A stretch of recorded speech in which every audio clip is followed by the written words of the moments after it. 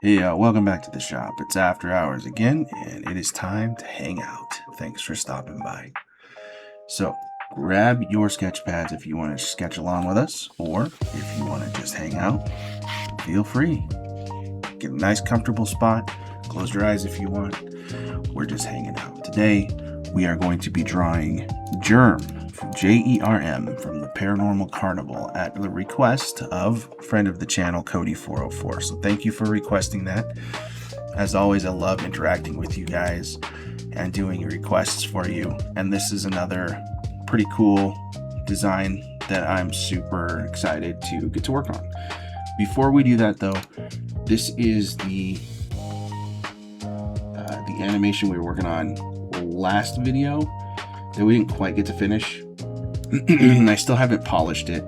I need to go back through here. That's more, so I know we said we were going to do that in another video, but that's really more of a tedious task than anything else. It's taking every frame that we have here, which are all of these different frames that you see down here, and inking each one of them, coloring each one of them, then adding shadows and highlights to each one of them. It just ends up being like a super tedious task.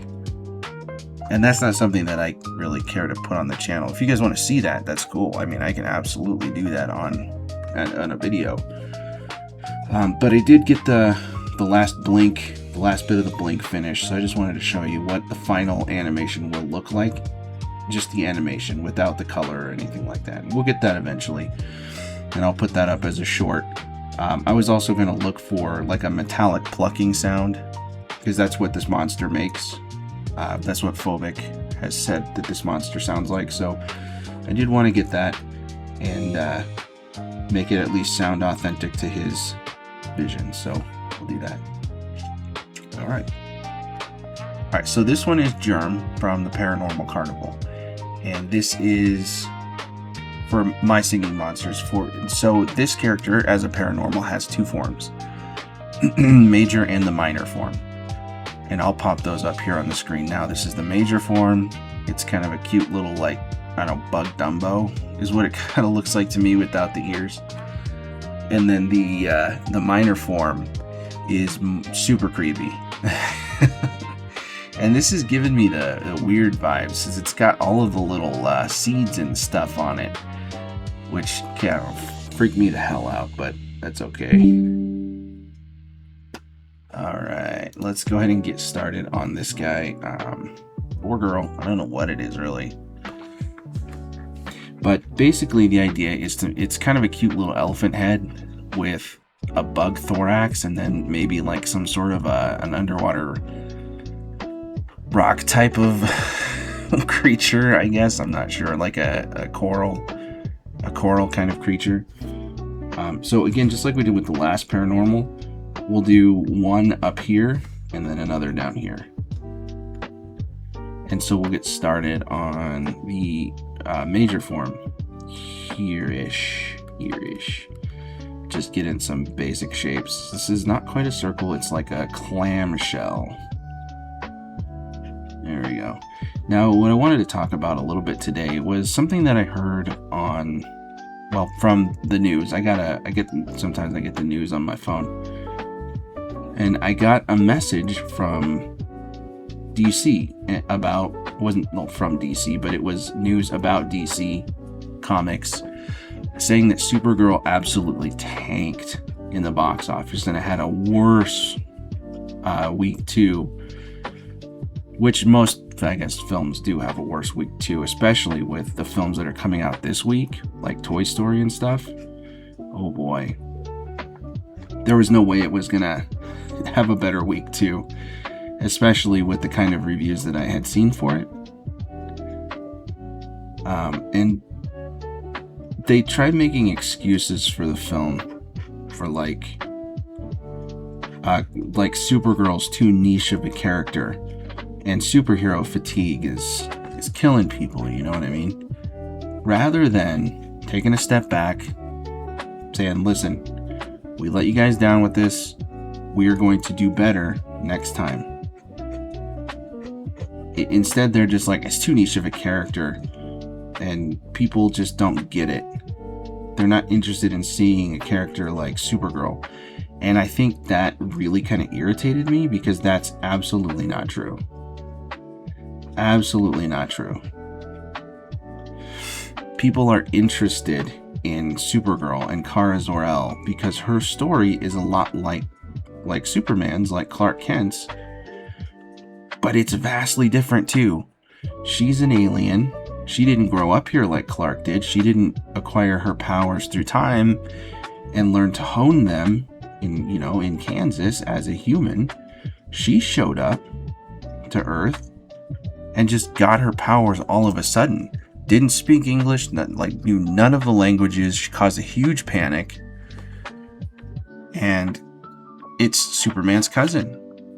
And I think the most important thing about Kara is that she, unlike Clark, who was sent away, or Kal-El was sent away as a baby from Krypton, Kara wasn't. She was old enough to remember Brainiac taking over and destroying the planet.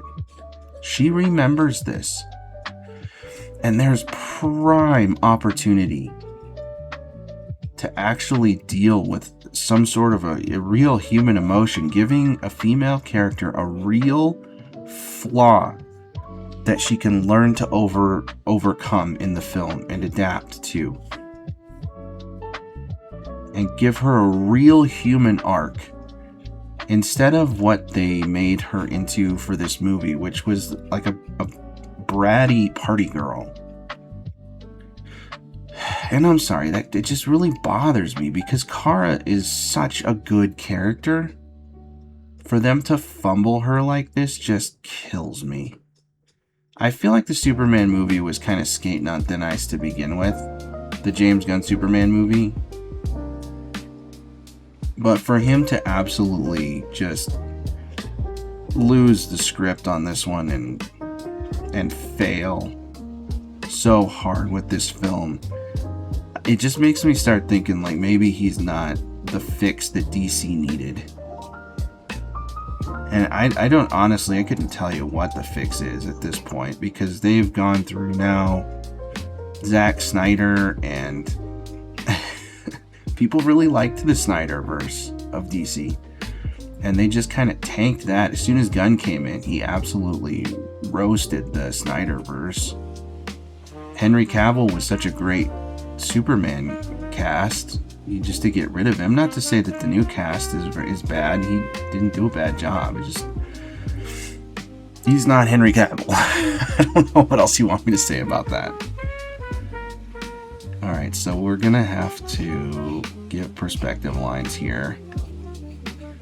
There's a lot of perspective circles. The seed holes here.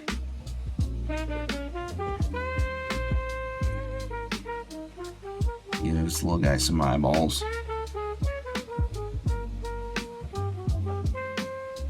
And little eyeball stems or whatever the heck those are. Like snail eye stems. Or whatever. It's got some I don't know what those are. But it's got them. And then he's got wings and stuff on here. And we can come through when we do details in red or something. And we can fix that. And he's got legs here too. And maybe need to make the thorax part a little bit bigger. Or the abdomen. Whatever. Just a little bit bigger. So what to do with niche characters? It's the easiest thing to think about, especially in recent media, is Guardians of the Galaxy. And I know this is another James Gunn thing.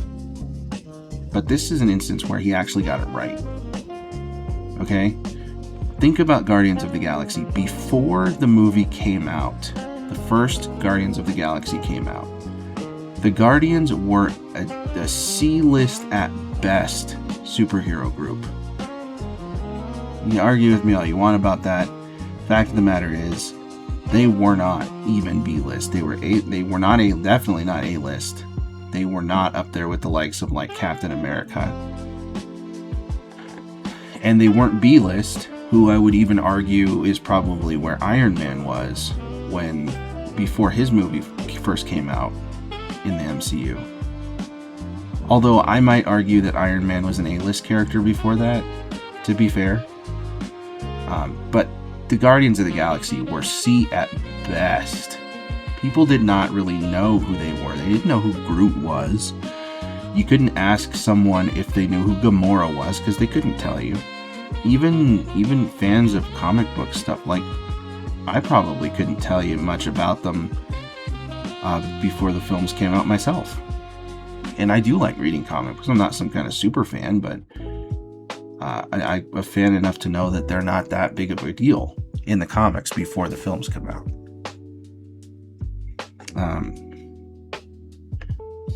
Alright, we gotta get these little circles in here now. But he took these niche characters, made them a lovable ragtag group of misfits,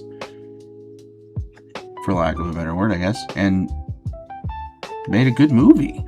People wanted to go see it.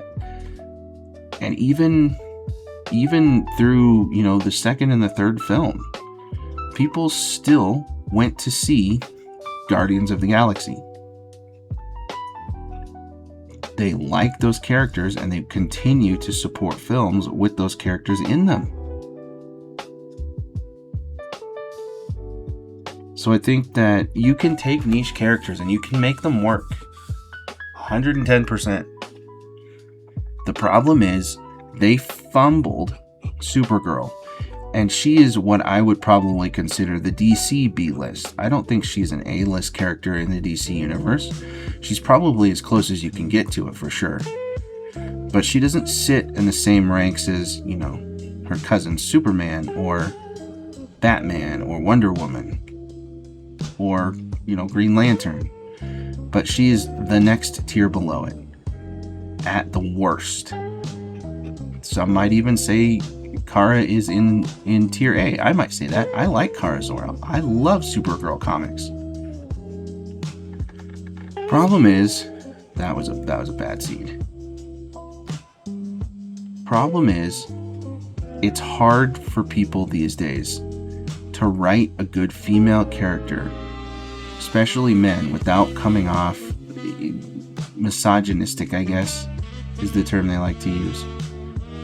Because when a man tells a woman what her problems are, or tries to write a good story, people will call him misogynistic, and I don't know if maybe that was what they were trying to avoid, or what.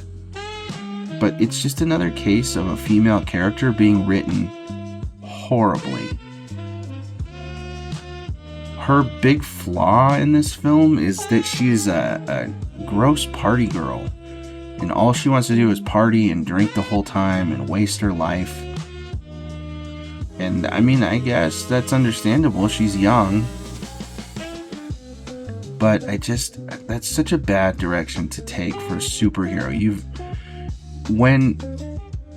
When your superhero character has, maybe 5 to 10% of the movie doing superhero things, in my opinion, you failed. You failed your genre.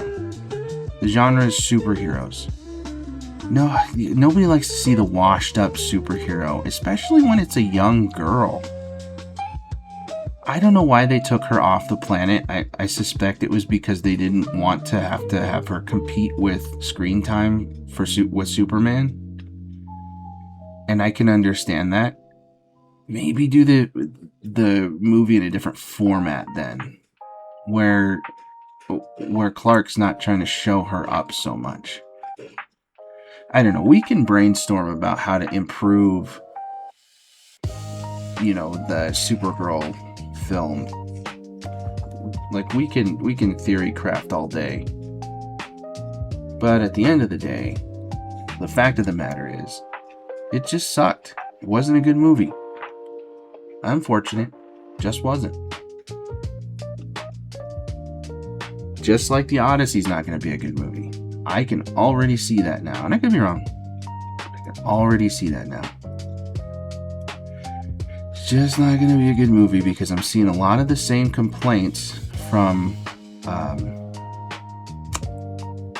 What is his director's name that did the Odyssey? Christopher Nolan. I can already see like Christopher Nolan making these same kind of complaints. Like, oh, wait to see the movie. You don't even know what the movie's about. All the while, his casting decisions have been incredibly disrespectful to the source material. I just don't understand. Well, I guess I do understand. Hollywood is a different animal. It really just is. It's unfortunate. I wish that they would have cast Greek people to play the act. At least some of them, man. And you can't sit here and complain about authentic casting, which is what they do, and then not cast a single Greek person for any prominent role in that film. I don't know. I'm just complaining tonight. I'm super tired, so you'll have to forgive the complaints. The complaint section. Alright, let's see. What do we want to do for this? Like, maybe we can make this one reaching out to the other one. You could be looking down at it instead of just like looking off into space. So like make it look down. He's looking down at his buddy. Like, no, don't go. And then this bottom guy here, we can make him reaching up. And as I understand it, I believe as Cody explained it to me, is that the major form of Jerm is the healthy alive version, and the minor form of Jerm is the dying version in the life cycle. Like, this is the healthy version of the life cycle. This one's going to be the expiring version of the life cycle. So let's see, it's a little different on this one.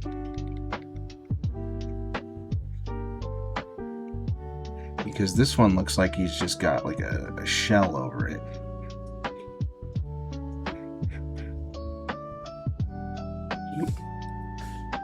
Erase that bit. If we move this down a little, I don't know. I don't want to move it too much.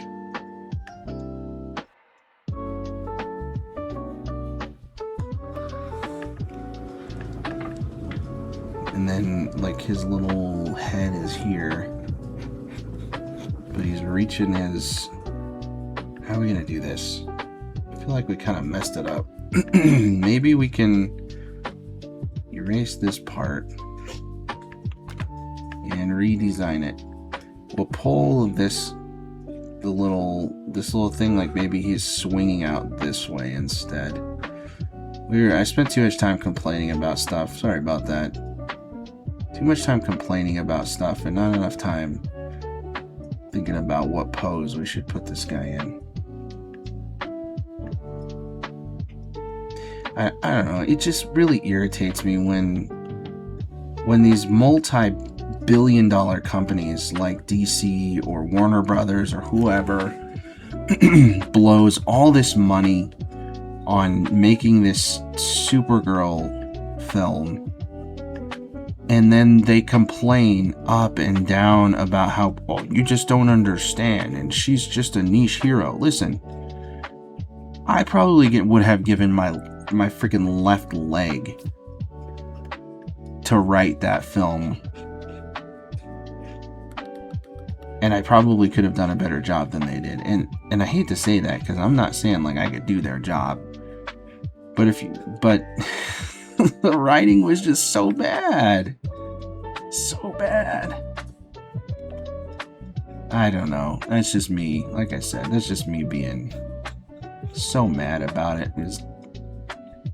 It's not, you can't just complain about character being niche and say like that's why this film failed. No, it's not. And it's not about superhero fatigue either.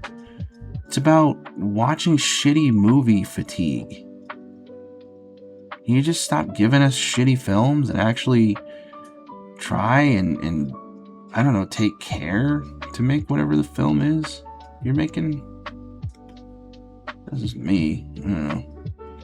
Like I said, we're just chatting. This is exactly what I would talk to my friends about. Is some stupid, wonky crap like this.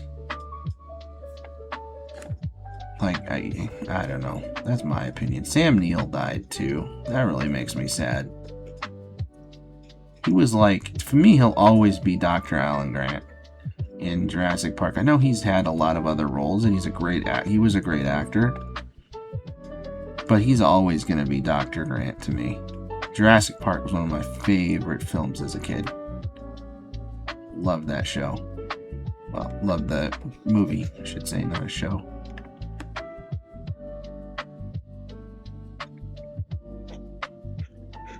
And he's reaching this little thing up here. And this guy's reaching his little thing down here. Can't quite reach each other. And his little eyes are like failing, so they're like falling down. Drooping down and whatever.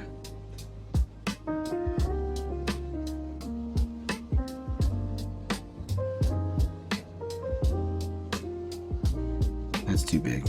Oh, way too big. Heck, you're making that eye so much bigger than the other one.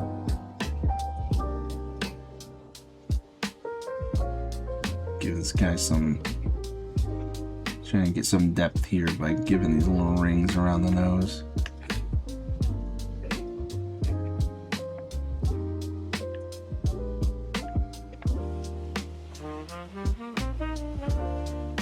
I feel like we gotta make the shell bigger on the top guy. I feel like it's gotta be bigger. I don't know, it just feels too small.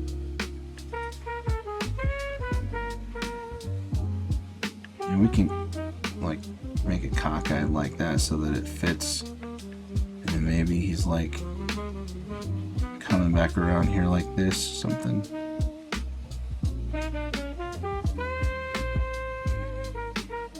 Here we go.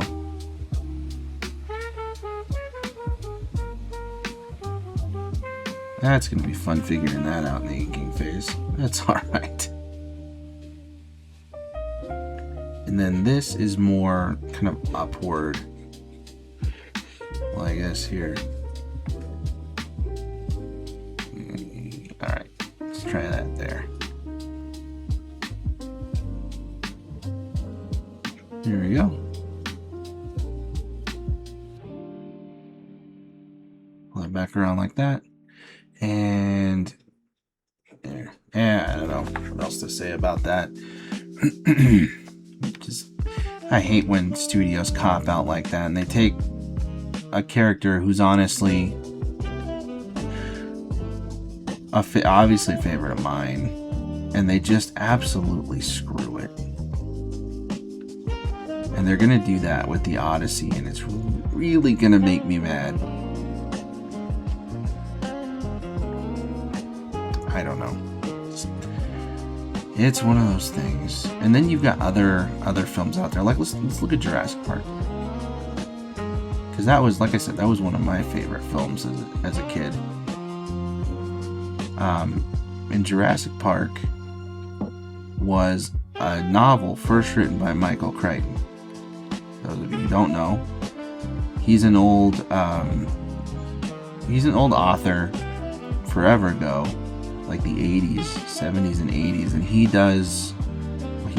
passed away now, unfortunately.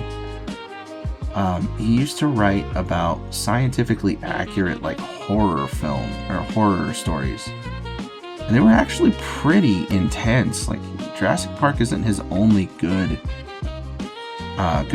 novel, and it's not his only good film. He's had many films before, too. Jurassic Park, I think, was just his most popular one. Like, obviously, it was dinosaurs, and kids love dinosaurs, so kids went to see that in addition to adults. And I think one of the big reasons that they made it the way they did is so that it wasn't too scary for kids. Because that novel is ungodly horrifying. If you actually read the source material, oh boy, it is night and day from the actual book. Or the movie. It's crazy. And The Lost World is almost worse, the sequel to it. But the one thing that I think Michael Crichton could do when they decided to adapt the book into a film is that he was able to correct some of the mistakes he made in the book, the storytelling mistakes. And he could make the film better than the book by learning from kind of the mistakes that didn't work so well in the book. Like, for instance, I think he went a little too crazy with the chaos theory stuff and making Ian Malcolm too much of the main character, and he toned it way back in the film and focused more on the thing that people were more interested in, and that was the dinosaurs, rather than, you know, the theories and the scientific breakdowns and analysis and stuff like that. They actually focused on the things that were important, and he corrected some of the storytelling mistakes, and he did it to a much larger degree in the second film, The Lost World.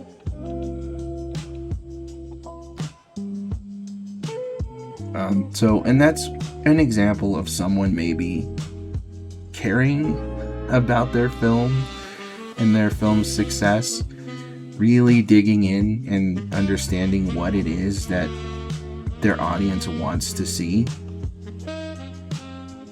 and trying to write a film based around that, rather than stroking their own ego so hard that they could never possibly admit that, you know, maybe the direction they're going isn't correct. I think that's a big difference in a lot of modern storytellers versus some of the older storytellers. And it happened way, you know, back then too. Don't get me wrong. Like, it's not a new thing. There were certainly people back then who were writing films and novels and stuff who insisted that the audience was just wrong, no matter what they were being told. But I think in Crichton's case, it was definitely a matter of what does the audience want, and that was dinosaurs. They wanted dinosaurs and dinosaurs killing people, and they got that. And that was a big part of Jurassic Park, the original novel and everything, for sure.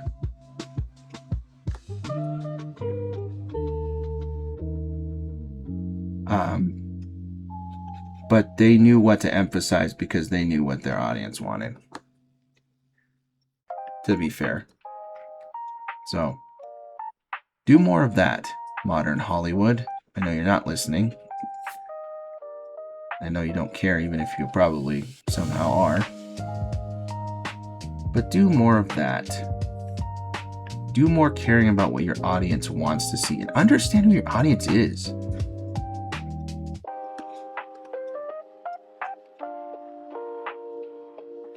Like, that's kind of where I'm at. Like, know who your audience is and write a story for the audience. And think about that. If you really think about that, you can, honest to God, see why Supergirl failed. So, let me ask you, if you know the answer to that. If you do, throw it in the comments. What is the audience for Supergirl, in your opinion? What is the audience? I'll tell you what I think. I believe they don't know who the freaking audience is for Supergirl. They wrote a film that was supposed to be empowering to women, at least as far as I am thinking about it. But the audience for Supergirl is overwhelmingly male, because it's superhero stuff. Any kind of superhero media is overwhelmingly male audience. Supergirl included.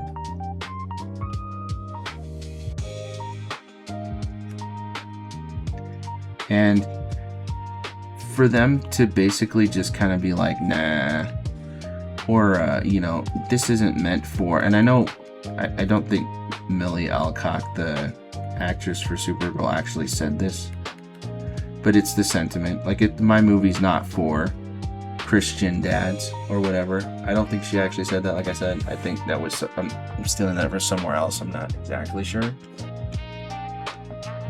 Actually, I'm gonna look that up. Who said that? Who said that? Who's saying stupid shit like that? My movie is not for Christian dads. So I gotta look that up. Who the hell said that? Oh, I guess it was. Nobody actually said it, but it was in relation to the Supergirl film.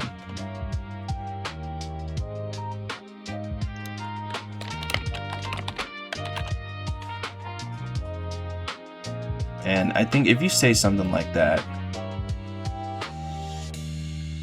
did she really say that? Okay, so I looked it up. And it says, Millie Alcock, the lead actress of DC Studios' Supergirl, made these comments during an interview with Variety. Variety, man. They gotta be the worst magazine out there, online magazine out there. Dude, they get so many young actors and actresses in trouble because of the stupid shit that they ask them. Okay, so this is the quote from, okay, so this is from Christian Post, Geeks and Gamers, and AOL.com. And it's from a lot of people whose profiles have no photo, who are in burner accounts or someone's name and then data for Christian, which is hilarious to me. But I mean, whose opinion do you really care about? If you're pissing the right kind of people off, you're doing okay. Okay, so it wasn't, she didn't say it exactly like my film's not for Christian dads. But if that's what she's talking about, man, come on. That's like your core audience. Like, I'm sorry, nobody is mad that they made a Supergirl movie or that they made a movie with a female lead. They're just not. What they care about is that you did Supergirl right or wrong. And in this case, they did her wrong. You didn't do a good job. That's the long and short of it. You didn't write a good and you don't even have to take anything from the comics. You don't. Make a new Supergirl story, but make it better than this. Give Supergirl some legitimate thing to overcome for herself. Not this bullshit. Like, come on. I was excited for Lobo too. To see Lobo in the film with Jason Momoa, but you know, that didn't work out. The whole thing was just a critical failure, start to finish. So, I don't know what else to tell you. Like, it's just, oh man.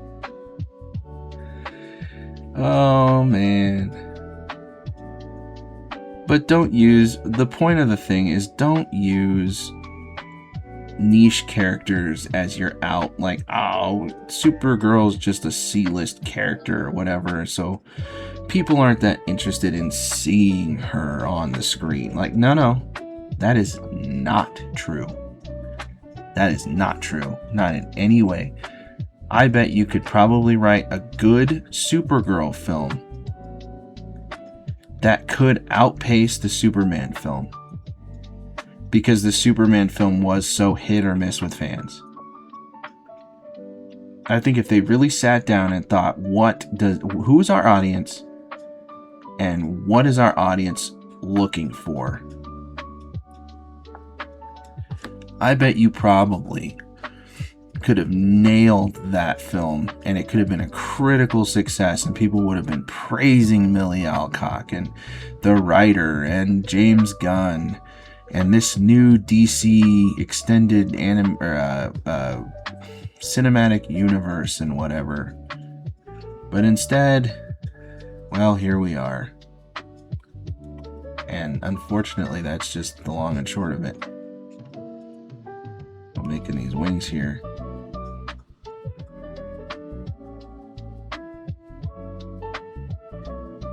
There we go.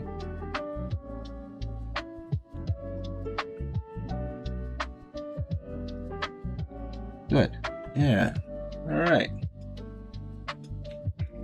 But I don't know. I just feel like that's the problem with Hollywood. Like, anytime Hollywood takes something on, it's always, I hate to say this, but it's true. It's always infused with someone's personal agenda, especially lately. Like, come on, just make a good film. It doesn't have to push a political agenda at all. People always say, well, superhero films have always had agendas. Sure, in the universe, but not in real life. I don't know. Maybe I'm wrong about that. Could be. Just make a good film. Who cares about whatever else? Learn your audience. Find out what your audience wants. And make a movie for what they want. I'm not saying you have to cater to your audience or pander to your audience, but just make something that they would want to see. You know? I don't know. That's my opinion. Again, my opinions could always be wrong. And I'm happy to correct myself. If you guys bring up better evidence than what I have, change my mind. I'm happy to change it. Alright, I think that's what we're going to go with here for this. We've got the major up here and the minor down here. And I still think that shell's too damn small. Too damn small. I don't know what we can do at this point. I think it's too late. Make it bigger.